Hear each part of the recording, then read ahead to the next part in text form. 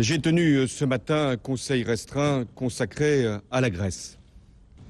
La Grèce a décidé d'interrompre les négociations qui étaient en cours d'ailleurs depuis des semaines sur un plan global, durable d'ailleurs, et qui concernait les institutions européennes, le Fonds monétaire international, mais surtout l'ensemble des pays de la zone euro.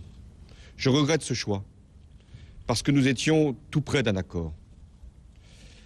La Grèce a également décidé de consulter le peuple par référendum.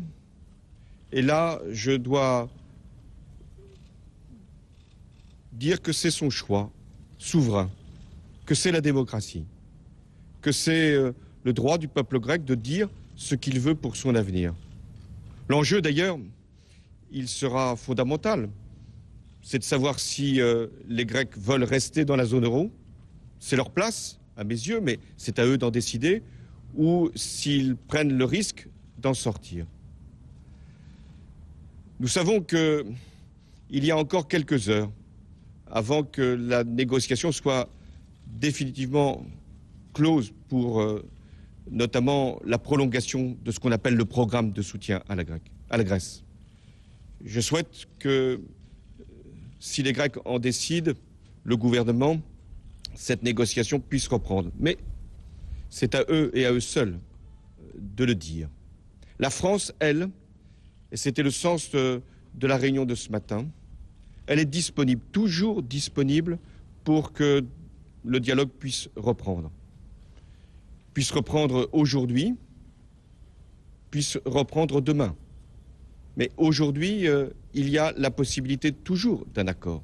Demain, ça dépendra de la réponse des Grecs au référendum qui leur est proposé. La France, elle est pour que la Grèce reste dans la zone euro. La France, elle est toujours prête à agir. Mais elle ne peut le faire que s'il y a cette volonté commune de parvenir à une solution. Beaucoup de temps a été passé. J'ai joué avec le gouvernement français et notamment le ministre Michel Sapin tout le rôle qui était attendu de la France. Je l'ai fait en parfaite cohérence avec nos partenaires et notamment avec l'Allemagne, mais l'ensemble des institutions et des pays de la zone euro, parce que c'était la responsabilité de la France, toujours, de favoriser une solution. Aujourd'hui, il y a des incertitudes, notamment en Grèce, même si la Banque centrale européenne a fait en sorte d'apporter des liquidités indispensables pour le fonctionnement jusqu'au moment du référendum. Il y a aussi des inquiétudes qui peuvent exister sur les marchés. Mais je veux ici être clair, là encore. Des mesures très importantes ont été prises depuis déjà plusieurs mois pour consolider la zone euro. Et l'union bancaire en a été le résultat. Pour faire en sorte qu'il y ait plus de cohésion dans la zone euro et plus de moyens de faire face à toute spéculation. Enfin, l'économie française, elle, depuis 4 ans, n'est pas dans la même situation.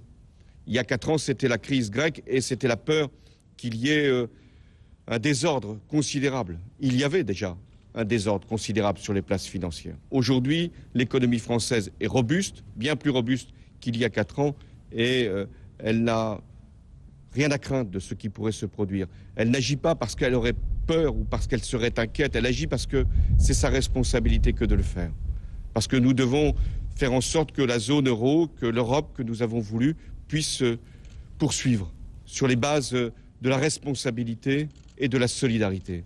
La solidarité, elle est toujours possible quand la responsabilité est là. Et c'est cette idée de l'Europe que la France continuera à faire prévaloir dans les jours qui viennent. Je vous remercie.